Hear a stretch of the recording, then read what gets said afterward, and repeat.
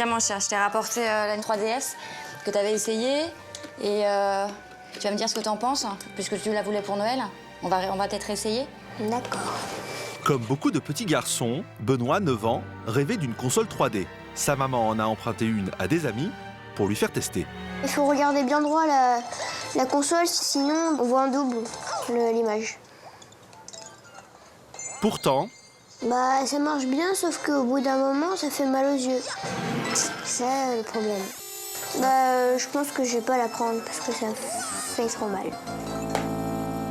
Ça va forcément me faire des économies, on va passer aux jouets en bois. Mais oui, en effet, ça m'inquiète parce que potentiellement, le fait qu'il puisse avoir des maux de tête et avoir en effet mal aux yeux au bout de 3-4 minutes, en effet, la 3D c'est génial dans l'absolu, mais lorsque ça t'impacte, oui, c'est inquiétant, oui. inquiétante la 3D? À la sortie des salles de cinéma, pourtant, les spectateurs ont l'air emballés. J'aime vraiment la 3D, ça fait vraiment une sensation comme si c'était vraiment là. Et ça te gêne pas au niveau des yeux? Non, pas vraiment, je préfère. Et les parents, qu'en pensent-ils? Il n'a pas été souvent au cinéma, 2-3 fois, donc je pense que ça a été assez naturel pour lui finalement, plus que pour nous. On s'habitue très vite et c'est très très sympa. Il y a toujours un petit temps d'adaptation à chaque fois. Peut-être qu'après avec l'âge j'aurai des lunettes, donc autant s'habituer. Mais tous ne sont pas aussi à l'aise avec la 3D. Ça fait un peu mal aux yeux. Picotement dans les yeux, maux de tête, vertige, 15% des spectateurs seraient gênés par la 3D. Quelqu'un qui est gêné, ça peut être un motif de consultation. Il n'empêche que cette technologie s'est imposée au cinéma depuis le film Avatar. La 3D arrive même dans nos maisons. Les fabricants prévoient de vendre plus d'1 million de téléviseurs en 2012. Faut-il s'en inquiéter? Est-elle risquée pour notre santé et celle de nos enfants? Nous nous sommes rendus dans une grande enseigne d'électroménager. À l'approche des fêtes, les téléviseurs 3D sont mis en avant. Les clients sont curieux. Ouais, on a bien l'impression de profondeur, ouais. Oui, il va encore falloir changer de matériel, c'est terrible ça. Olivier a l'air conquis, il veut en savoir plus. Aujourd'hui, on a des téléviseurs 3D qui commencent à partir de 800 €. Ça va jusqu'à 1500 sur des tailles un petit peu similaires. Quasiment le même prix qu'un téléviseur classique, mais il y a un accessoire indispensable. Quelles lunettes faut faire? Combien de paires? Vous avez toujours au minimum une paire de lunettes, voire 2 paires de lunettes qui vous sont fournies. Pour l'instant, des lunettes sont nécessaires pour regarder la télévision en 3D, à moins de vous ruiner. Un téléviseur sans lunettes coûte la bagatelle de 10 000 €. Mais alors, comment ça marche? Pour simuler de la 3D, l'écran envoie 2 images différentes à nos yeux. C'est flou. Grâce aux lunettes, chaque œil perçoit l'image qui lui est destinée. À partir de ces 2 images, notre cerveau recrée le relief comme dans la réalité. Regardez la télévision des lunettes vissées sur le nez. Olivier va-t-il se laisser tenter? Ça nous intéresserait, le problème c'est qu'on vient de changer de matériel. On va attendre un petit peu. Hein. Sylvain, lui, n'a pas hésité à s'acheter un écran 3D. Ce chef de rang dans la restauration est un fan de jeux vidéo. Ça faisait longtemps que je voulais une télé 3D et puis je suis tombé dessus et c'était sur un coup de tête, on va dire. C'était quoi que vous aviez avant? C'est celle-ci, la grosse pourrie. Voilà. Sylvain a invité un collègue de travail, Jean-Charles, à tester sa nouvelle acquisition. Incroyable, ça sort de l'écran, c'est exactement ça. Et là on est mort. Jean-Charles est-il convaincu? Si j'étais parent, un adolescent de moins de 15 ans, je ne donnerais pas, quoi. C'est quand même... Je suis d'accord, mais je dirais qu'on vit avec son temps aussi. Ouais, mais quand même, c'est quand même assez puissant. Mais je suis d'accord avec lui.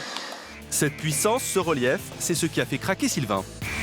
Dans le jeu, on est vraiment immergé grâce à la 3D. Pour le jeu, je suis vraiment convaincu. Après, le reste, j'attends vraiment de voir... j'attends un peu. Les programmes télé en 3D sont encore rares. Sur abonnement, on peut bénéficier d'une chaîne documentaire en 3D. Entre 2 parties, Sylvain y a jeté un œil. C'est des documentaires. Et ça reste flou, mais il y a des petits traits sur la gauche, sur la droite. C'est bien fait, mais on n'arrive pas à vraiment profiter de par l'espèce de flou qui oblige à se concentrer. Voilà.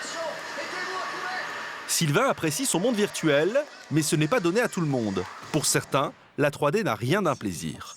C'est le cas d'Anne-Sophie en consultation chez son orthoptiste. Ici. Encore. J'ai pas de patients qui viennent directement consulter pour ça. J'ai des patients que j'interroge et ils me le disent. Ils me disent oui, oui je suis gênée, oui j'aime pas ça. Ah bah tiens d'ailleurs j'y suis allée et ça m'a voilà. Je suis allée au Futuroscope et je suis restée dehors. Je suis allée au Futuroscope, j'ai eu envie de vomir. Toujours.